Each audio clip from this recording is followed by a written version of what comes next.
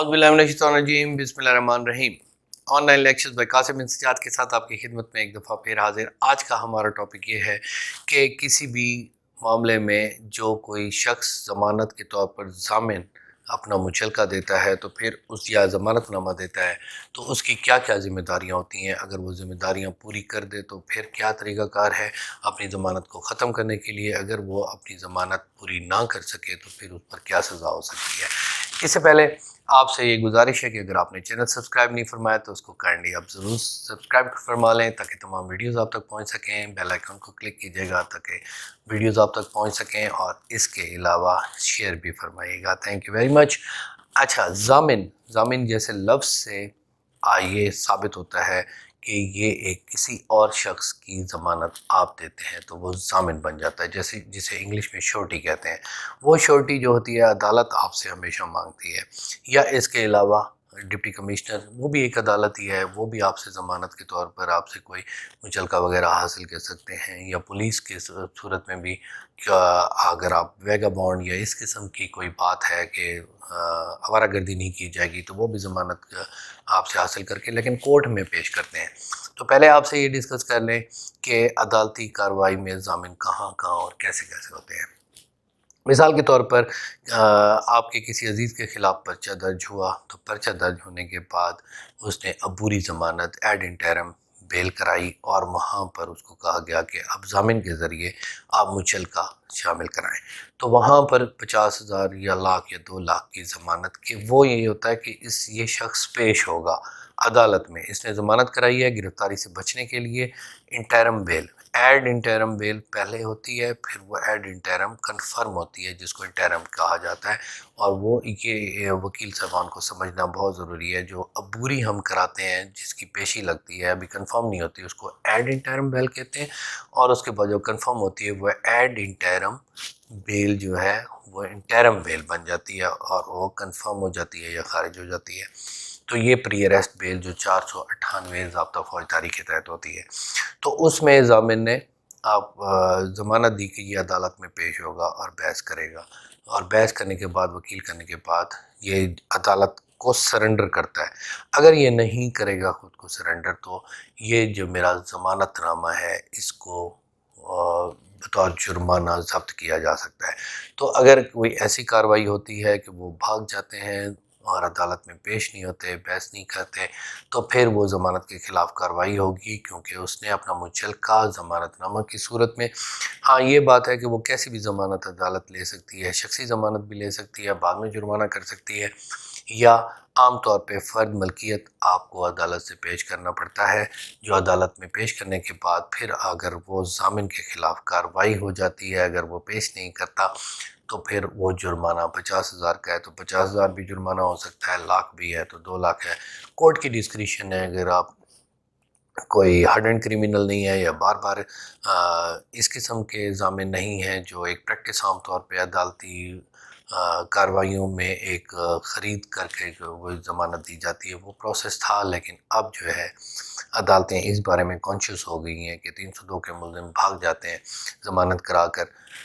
और कार्रवाई में शामिल नहीं होते, तो उनके ख़िलाफ़ भी कार्रवाई हो सकती है अगर कोई पेशावर किस्म के लोग अगर ज़मानत देना शुरू कर दें। तो इस तरह आफ्टर अरेस्ट में भी यही होता है कि आफ्टर अरेस्ट में भी अगर ज़मानत वो शख्स पेश नहीं होता, वो ज़मानत आपकी चलती रहेगी। ये बात आप ज़हन में रखें। अबूरी में आपने दे दी तो फिर जब ट्रायल चला तो वो अगर पेश नहीं हुआ तो फिर भी आपके ख़िलाफ़ कार्रवाई हो सकती है।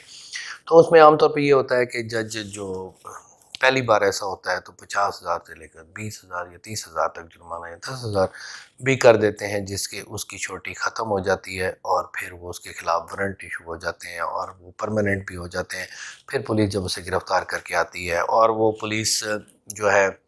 216 का पर्चा भी दे सकती है कि जनाब इसने किसी इश्तिहारी को छुपाया हुआ था और हमने उसे पकड़ने की कोशिश की, तो इश्तिहारियों को इस FIR की सूरत में भी पकड़ा जाता है। तो ज़ामिन के ख़िलाफ़ भी अगर पुलिस, क्योंकि अदालत कहती है कि इस बंदे को पेश करें, तो वो नाजायज़ फिर किसी पर पर्चे उनके रिश्तेदारों पर करते हैं ताकि ये मामला हल हों और वो अदालत में पेश हो। اس کے علاوہ ایک اور ضمانت ہوتی ہے فیملی کیسز میں یا ٹرائل کیسز میں، جہاں پر یہ ہوتا ہے کہ کوئی شخص یہ کہتا ہے ڈگری سوٹ میں، جس میں ڈیفیمیشن ہو گئی یا پرسنل انجری ہو گئی، یا اس کے علاوہ جس میں مانیٹری چیزیں ہوں، پیسے والی بات ہو،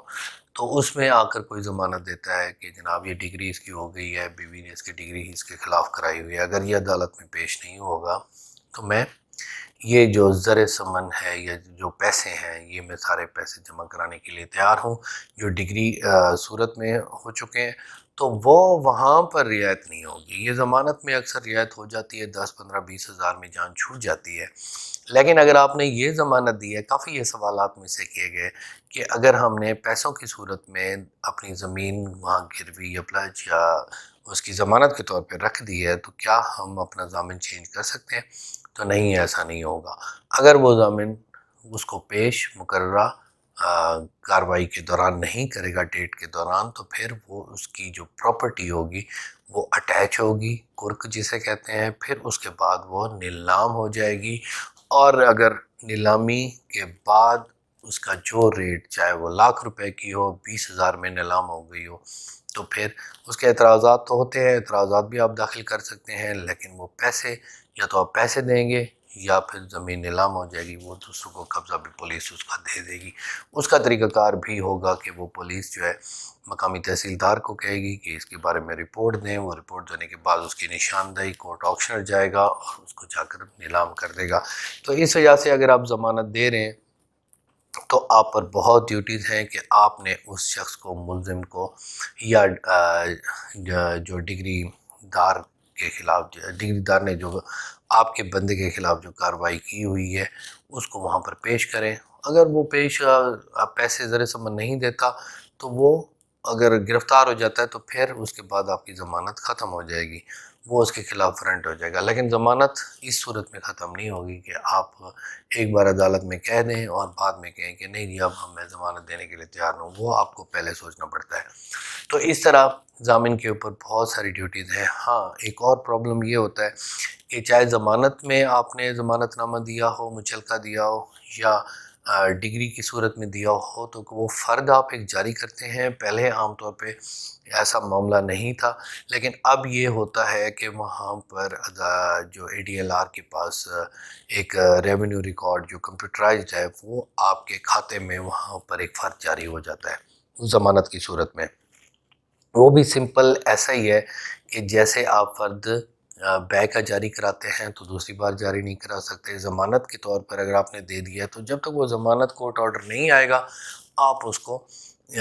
کہیں اور بیچ بھی نہیں سکتے، اس کو پلج بھی نہیں کرا سکتے، اس کو آپ نے کلیئر کرنا ہے۔ تو اکثر لوگ یہاں بری ہو جاتے ہیں، بری ہونے کے بعد وہ خود کیونکہ پیش ہوتے رہتے ہیں، ضامن کو پتہ بھی نہیں ہوتا، اس وقت تو مجبوری ہوتی ہے، یا کسی اور ضلع سے مثال کے طور پر کوئی شخص آیا تو اس نے کہا کہ جناب آپ ضمانت دے دیں، ہمارا قریبی جاننے والا ہے، تو وہ ضمانت دے کر بھی آپ بھول جاتے ہیں کہ ہم نے ضمانت دی تھی، وہ بندہ بھی بری ہو کر چلا گیا۔ آپ 5 سال بعد جب گئے تو انہوں نے کہا آپ نے ضمانت دی تھی، اس کو ڈھونڈ کے لائیں، آپ کو نہ عدالت کا پتہ نہ کہیں کا پتہ، وہ بندہ بھی چلا گیا، رابطہ اس سے کیا تو اس نے کہا مجھے اس کا رابطہ نہیں ہو رہا، تو وہ تو پرابلم ہو گیا، عدالت سے کیسے ڈھونڈا جائے۔ تو اگر آپ، کہنے کا مقصد یہ ہے اگر آپ ضمانت دے رہے ہیں تو اس کا پیچھا اپنے ساتھ رکھیں، FIR کا ریکارڈ رکھیں، اور کم از کم آپ کو کے پاس FIR تو ہونی چاہیے۔ کافی سارے ایسے دوست ہیں جن کے پاس کوئی ریکارڈ ہی نہیں تھا، ہم بھی ڈھونڈ ڈھونڈ کے تھک گئے، کچھ نہیں ملا، تو پرابلم ان کے لیے بڑا ہی ہوا، اور پھر آخر ان کو ڈھونڈا گیا اور بڑی مشکل کے بعد یہ معاملات حل کیے گئے۔ تو اگر آپ ضمانت دینا چاہتے ہیں ضرور دیں، اپنے اچھے پیارے دوستوں کے لیے، ان کے لیے قربانی ضرور دیں، لیکن اپنی جان کو نہ پھنسائیں، اپنا ریکارڈ رکھیں، جب تک کیس ختم نہ ہو ان کے ساتھ رہیں، جب کیس ختم ہو جائے تو اس کورٹ آرڈر کی کاپی لیں، کاپی لینے کے بعد ADLR کو اپلیکیشن دیں کہ یہ کیس اب ختم ہو چکا ہے، اب ضمانت نامے کو ختم کیا جائے تاکہ یہ میری